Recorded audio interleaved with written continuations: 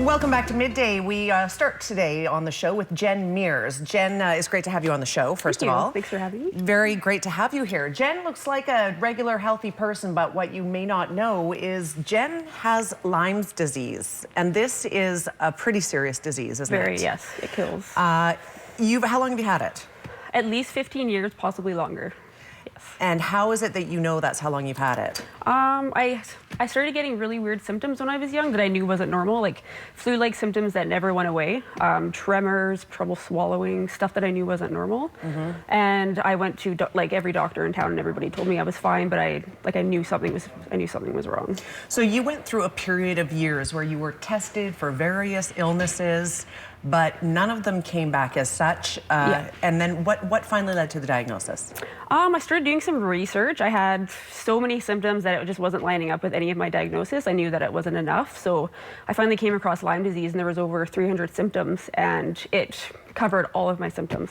And it was the first thing to ever do it. And so I asked my medical doctor to test me, but she refused. Okay, let's take a look at the picture that we have. I pulled this off of the website. We do have a picture showing the daily routine for Jen in order to live with Lyme. This is overwhelming, just looking at this. Yes. So you, as we look at these pill bottles, we're talking about some of the things that we can talk about that you have had happen to you as the result of having Lyme, but not knowing that you had Lyme's. Hashimoto's disease, Graves' disease, mold toxicity, chronic migraines, nerve damage, fibromyalgia, rheumatoid arthritis, chronic fatigue, depression, anxiety, insomnia, nasal polyp, like all of these things going on because as your body was slowly breaking down, you got sick from being not going undiagnosed. Exactly. It destroys every organ in your body, everything. Nothing's untouched. Where are you at now? Late stage, the last stage you could get. It's there's no cure for it at this point. With treatment, I likely won't be able to reverse any of the damage, but I can stop further damage, hopefully. That's what we're trying to do. Okay, so you have a GoFundMe page because this is the interesting part, and a lot of people know this, but some don't.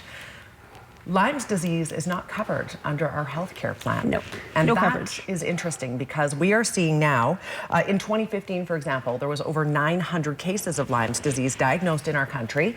The federal government has just made an announcement about 2 weeks ago about putting $4 million into the start of researching and understanding Lyme's disease. This comes a bit late for you.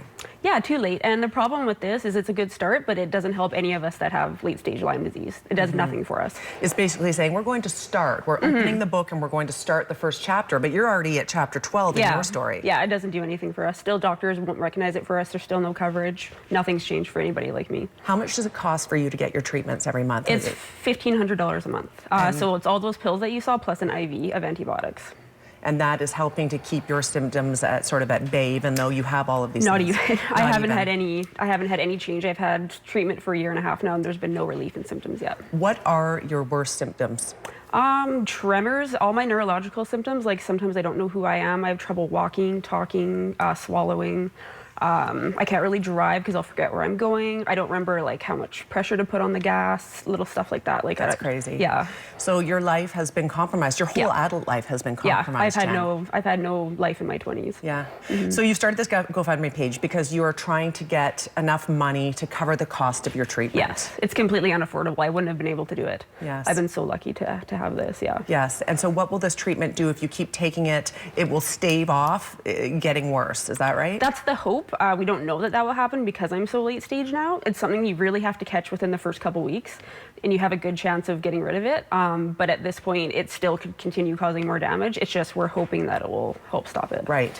We have her GoFundMe page on the site here. Sorry, on our screen, just to allow people to help with you getting to where you need to go and getting your donations. But tell me, what is your message to our government right now? I mean, for you, I'm sure you have many feelings about this. Yes. It's got to change. I mean, there's so many other people. There's 300,000 people a year getting diagnosed, and there's people dying every day from Lyme disease, and you never see it on the news.